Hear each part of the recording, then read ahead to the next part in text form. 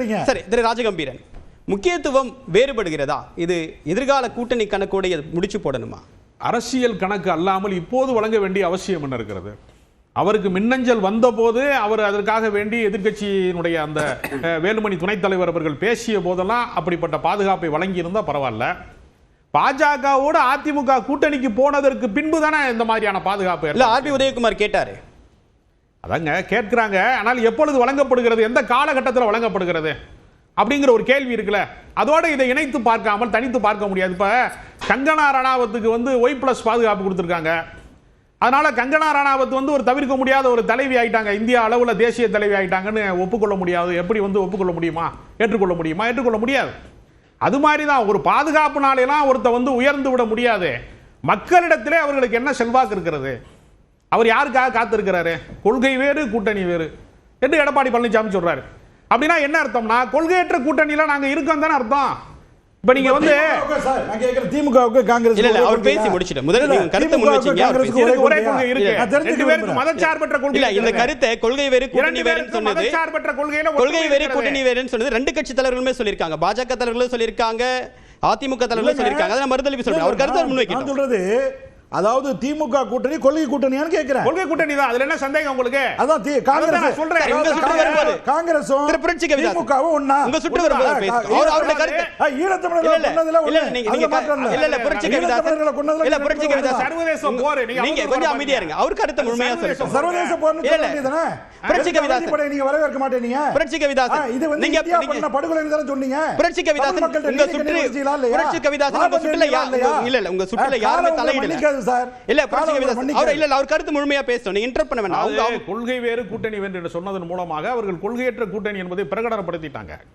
India கூட்டணியில் இருக்கக்கூடிய கட்சிகள் எல்லாவற்றிற்குமே இப்ப மாநில அரசியல் சட்டப்பேரவை தேர்தலுக்கு கூடி இருக்கக்கூடிய காங்கிரஸாக இருக்கலாம், கம்யூனிஸ்ட் கட்சியா இருக்கலாம், விடுதலை சிறுத்தைகள் கட்சியா இருக்கலாம், வேல்முருகன் கட்சியா, எல்லா கட்சிகளுக்கும் ஒரு மைய புள்ளியாக மதச்சார்பற்ற கொள்கை இருக்கிறது, சமூக நீதி கோட்பாடு இருக்கிறது, மொழி கொள்கை இருக்கிறது. நீங்க பாஜகவுக்கு மும்மொழி கொள்கை இருக்கிறது. ஆனால் இருமொழி கொள்கை என்கிற விஷயத்துல எல்லா கட்சிகளும் ஒன்றுபடுகிறது. கடந்த காலத்துல இந்திய ஆதிக்கம் இருந்திருக்கலாம். அந்த வரலாற்றை மறக்கல. கருத்தை சொல்றாரு. இல்லங்க, இந்தியை கட்டாயமா கொண்டு வந்தது காங்கிரஸ் கட்சி. ஏன் நண்பர் வசதியா மறைக்கிறாரு? இல்ல கடந்த காலத்துல இருந்த நீங்க மகாராஷ்டிரா இல்ல இன்னைக்கு மகாராஷ்டிரால இன்னைக்கு மகாராஷ்டிரால கட்டாய கல்வி திட்டத்துல கொண்டாந்தது யாரு சார்? காங்கிரஸ் தான் சார். புரட்சி கவிதாசன் நீங்க மட்டுமே பேசுறதுக்கான இடம் கிடையாது. இல்ல மற்ற மாற்று கருத்துக்களுக்கும் வாய்ப்பு தரணும். அவங்களுக்கும் வாய்ப்பு கொடுத்து பேசினா சரியா இருக்கும். இல்ல இல்ல உங்க பேசும்போது உங்க சுற்றுக்கு பேசும்போது நான் முழுமையான வாய்ப்பு கொடுத்து நேரமும் கொடுத்து அவர் அமைதி காத்தாரு. நீங்க எல்லாரும் கூட பேசி நினைச்சீங்கன்னா அது விவாதமா இருக்காது, முறையா கருத்து போய் சேராது. இல்ல இல்ல ஒரு பேசுறேன். இல்ல இல்ல ரவீந்திரன் துரைசாமி ஐயா பேசும்போது பேசுனா, பாபு முருகவேல் ஐயா பேசும்போது அவருடைய இல்ல இல்ல அவர் பேசுற மாற்று கருத்து இருந்துச்சு, அவசியம் தேவை ஏற்படுது சார். அவர் நீங்க பேசுங்க, நேரா உங்க சுற்றுக்கு வர நீங்க அப்ப மாற்று கருத்தை முன்வைங்க. அதாவது கடந்த காலத்திலே காங்கிரஸ் எடுத்த முடிவுகளுக்கு பின்னாளிலே அவர்கள் தங்களுடைய கருத்துக்களை மாற்றிக் கொண்டிருக்கிறார். எமர்ஜென்சியை தவறு என்று பகிரங்கமாக மன்னிப்பு கேட்டிருக்கிறாங்க இந்திரா காந்தி. இப்பொழுது சமூக நீதி சார்ந்த கருத்துக்களை எல்லாம் இன்னைக்கு திமுக பேச வேண்டிய கருத்துக்களை எல்லாம் ராகுல் காந்தி பேசிக் கொண்டிருக்கிறார். பிற்படுத்தப்பட்டவருக்கான இடஒதுக்கீடு சம்பந்தமா அவர் பேசிக்கிட்டு இருக்கிறாரு. திமுகவினுடைய கோட்பாடுகள் அனைத்தையுமே இன்றைக்கு இந்தியா முழுக்க பிரதிபலிக்கிறது. நீங்க பாத்தீங்கன்னா இந்திய எதிர்ப்பு போர் என்பது இன்னைக்கு மகாராஷ்டிராவில் முதற்கொண்டு வட மாநிலங்களிலெல்லாம் பற்றி எறியக்கூடிய ஒரு தொடக்கம் இன்றைக்கு விட்டது. அதனால மாநில சுயாட்சி மத்தியில் கூட்டாட்சி என்கிற கருத்து இன்றைக்கு காங்கிரஸ் ஏற்றுக்கொண்ட கருத்தாக மாறி இருக்கக்கூடிய இந்த சூழ்நிலையில எல்லாருக்கும் ஒன்றுபடுவதற்கான மையப்புள்ளி, அதாவது 100% எல்லாரும் ஒன்றுபடணும்னா தனித்தனி கட்சியே தேவையில்லை. காங்கிரஸ் தனியா ஒரு கட்சி இருக்க தேவையில்லை, முதலாளித்துவத்தை எதிர்க்கக்கூடிய கார்பரேட்டுகளை எதிர்க்கக்கூடிய கம்யூனிஸ்ட் கட்சி தனியா இருக்க தேவையில்லை, அம்பேத்கரிய கோட்பாடை முன்வைக்கிற விசிகாவுக்கு தனியா ஒரு கட்சி தேவையில்லை. எல்லாருக்கும் ஒன்றுபடுகிற ஒரு மையப்புள்ளி இருக்கிறது. இவர்கள் கூட்டணியில ஒன்றுபடுவதற்கான மையப்புள்ளி இல்ல. ஒன்றுபடுவதற்கான மையப்புள்ளி யாரிடத்தில் இருக்கிறதுனா திமுகவை வீழ்த்துவதுதான் மையப்புள்ளின்னு சொல்றாங்க. அதான் நோக்கம் அப்படின்னு சொல்றாங்களே. இல்ல அது தேர்தல் அரசியலுக்கு சொல்றாங்க. திமுகவை எதற்காக வீழ்த்த வேண்டும்? இப்ப தேர்தல் அரசியல் தானே செய்யறாங்க. நான் என்ன கேட்கிறேன்னா, திமுகவை எதற்காக வீழ்த்த வேண்டும்? இப்ப எடப்பாடி பழனிசாமி 7ஆம் தேதியிலிருந்து சுற்றுப்பயணம் போறாங்க, தமிழகத்தை காப்போங்கிறாங்க. அவங்க கட்சியவே காப்பாற்ற முடியாத சூழ்நிலையில தான் இருக்கிறாங்க. இல்ல என்ன காப்பாற்ற முடியல? அவங்க தனித்தனியாக வழக்கு போட்டுக்கிட்டு இருக்காங்க. இரட்டை இலைக்கு வந்து ஒவ்வொருத்தரும் உரிமை கோருறாங்க. ஓபிஎஸ் அணி தனியா இருக்கு, டிடிவி அணி தனியா இருக்கு, சின்னம்மான்னு சொல்லி அங்க தனியா அவங்க கிடையாது. அணியே கிடையாது. ஓபிஎஸ் அணியே கடைசியில பலாபலா செஞ்சது என்ன சார்? அவர் அதிமுக அப்படின்றதுக்கான பொதுச் செயலாளர் எடப்பாடி பழனிசாமி தான். தேர்தல் ஆணையமும் அங்கீகரிச்சிருக்காங்க. தேசிய கட்சியான பாஜக அவங்க தலைமையில் தான் கூட்டணி இருக்காங்க. இதுக்கு மேல என்ன அங்கீகாரம் வேணும்? முரண்பாடு இருக்கிறது. தென் மாவட்டங்கள்ல மிகப்பெரிய வீழ்ச்சி வந்து அவர்களுக்கு இருந்தது, வாக்கு வங்கி சரிவு இருந்தது. தேர்தல்ல வெற்றி ஓபிஎஸ் அதிமுக இல்லையா ஆயிருமா? அவர் எம்ஜிஆர் கட்சியில அதிமுக இல்ல சார். ஓபிஎஸ் கரைவேட்டி அதிமுக கரைவேட்டி அதிமுகவுடைய கொடியை பயன்படுத்த முடியாது, அதிமுக சின்னத்தில் நிக்க முடியாது. அப்படி அதிமுக ஒண்ணுதான், அது இபிஎஸ் தலைமையில தான் இருக்கு. நீங்க சொல்ற எல்லா கருத்தையும் நான் ஒப்புக்கொள்றேன். ஆனாலும் அவர் எங்கிருந்து வந்தார் என்கிற வரலாற்றை யாரும் மறைக்க முடியாது. இன்றைக்கு அவர் பயன்படுத்த முடியாத ஒரு நீதிமன்ற தடை இருக்கிறது என்பதை நான் ஏற்றுக்கொள்றேன். சட்டப்பூர்வமாக அவருக்கு இன்றைக்கு அந்த உரிமை இல்லாமல் இருக்கலாம். ஆனால் அவருடைய வரலாறு எதை பேசும்? அவர் அதிமுகவோட துணை முதலமைச்சராக இருந்திருக்கிறாரு, இடைக்கால முதலமைச்சராக இருந்திருக்கிறாரு. அவருக்கு ஒரு வரலாறு இருக்கிறது. அதை இல்லாம யாரும் செய்ய முடியாது இல்லையா? அதனால இப்பொழுது அவர்களுக்கு இருக்கக்கூடிய அவர்கள் விரும்புகிற கூட்டணி என்பது விஜயினுடைய கூட்டணியா தான் இருக்கிறது. அதிமுகவை விஜய் விமர்சனமே செய்ய மாட்டேங்கிறாரு.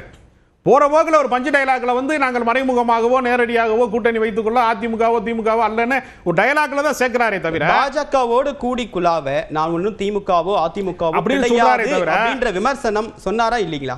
சொன்னாரு. ஆனாலும் நீங்க பாத்தீங்கன்னா தன்னை எம்ஜிஆராகவே கருதி கொண்டிருக்கக்கூடிய விஜய் அதிமுகவினுடைய வாக்கு வங்கி தன் பக்கம் வர வேண்டும் என்பதற்காக கொக்கு மீனுக்காக காத்திருக்கிறது மாதிரி அவர் காத்திருக்கிறார் ஒரு பக்கம். இன்னொரு பக்கம் எடப்பாடி பழனிசாமி விஜய் கூட்டணி வராதா என்று இவரும் காத்திருக்கிறாரு. இல்ல நேரடியாக அவர்கள் இல்லைனாலும் மறைமுகமாக எம்ஜிஆர் அப்படின்னு சொன்ன விஜயகாந்த் கடைசியா அதிமுகவோட தான் கூட்டணி அமைச்சாரு. அவங்க அப்படி கூட்டணி அமைச்சாருங்க. அவர் எதிர்க்கட்சி தலைவர் வரைக்கும் முன்னேறி வந்தாரு. இப்ப இவருடைய அரசியல் என்பது விஜயகாந்தோட அரசியலோடு ஒப்பிட முடியாது. விஜய் வந்து தன்னுடைய தனித்தன்மையை வந்து நிரூபிக்க வேண்டிய கட்டாயம் இருக்கிறது. அவர் வந்து மக்களோடயே வந்து இன்னும் கலக்காதவரா இருக்கிறார். எல்லா போராட்டங்கள்லையும் மக்கள் பிரச்சனைகள்லையும் எல்லாவற்றிலையும் நேரடியாக களம் காணாதவராக தான் இதுவரைக்கும் விஜய் இருக்கிறார். 2 தருணங்கள்ல விஜய் கிளாரிஃபை பண்ணியிருக்காரு. ஒன்னு, இதற்கு முன்பு 6 மாசத்துக்கு முன்னு இதே மாதிரி அதிமுகவோட கூட்டணியா அப்படின்ற ஒரு விமர்சனம் வந்தப்ப, ஒரு கருத்து முன்வைக்கப்பட்டப்ப அப்படியெல்லாம் கிடையாது அப்படின்னு விஜயால ஓப்பனா டிக்ளேர் பண்ண முடிஞ்சது. ஆனா அதிமுகவால அந்த மாதிரி டிக்ளேர் பண்ண முடிஞ்சிருக்கா? இப்ப வரைக்கும் முடிஞ்சிருக்கா? நேற்று அவருடைய நிலைப்பாட்டை அறிவிச்ச பிறகு கூட அதிமுக டிக்ளேர் பண்ண பாஜகவோடு எங்களுக்கு கூட்டணி இல்லை என்று சொன்ன எடப்பாடி பழனிசாமி இப்ப பாஜக கூட்டணி தானே இருக்காரு. அது மாதிரி பாஜகவோடு எங்களுக்கு எந்த உறவும் இல்லை, மறைமுகமாக இல்லை, நேரடியாக இல்லைன்னு சொன்ன விஜயினால நாளைக்கு வந்து வேறொரு கூட்டணிக்கு மாற முடியாதுங்கிறதுக்கு என்ன நிச்சயம் இருக்கிறது? நாளைக்கு அதிமுகவோட அவர் கூட்டணிக்கு வரமாட்டார் என்பதற்கு என்ன உத்தரவாதம் இருக்கிறது? நாளைக்கு வந்து அதாவது ஜனவரிக்கு பின்பு பொங்கலுக்கு பின்பு தான் கூட்டணியினுடைய தொகுதி பங்கீடு சார்ந்த நெருக்கடி அவங்களுக்கு உருவாகும். அது வரைக்கும் அவங்க என்ன செய்வாங்கன்னா பேரத்தை கூட்டுவதற்காக ஒரு டிராமாவா கூட இதை கையாளலாமே, இதை ஒரு அரசியல் உத்தியாக கூட இதை கையாளலாமே. இப்ப சிபிஎம் கட்சியில இருந்து விசிகால இருந்து எல்லாருமே கூடுதல் தொகுதி கேட்கறாங்கல்ல. யாராவது கொடுத்த தொகுதியை வாங்கிறோம்னு இவர் சொல்றாரு. பாபு முருகவேல் வந்து ஒரு போற போக்கில் ஒன்று சொல்லிட்டு போறாரு. அப்படி அல்ல, அவங்க ஃபைட் பண்றாங்க. 50 தொகுதிகளை கேட்போம்னு விசிகாவின் துணை பொதுச் செயலாளர் வன்னியரசு அறிக்கையை விடுறாரு. அப்போ ஃபைட் பண்ணிட்டு தான் இருக்கிறாங்க. யாருமே கொடுத்ததெல்லாம் வாங்குற இடத்துல எல்லாம் யாருமே இல்லை.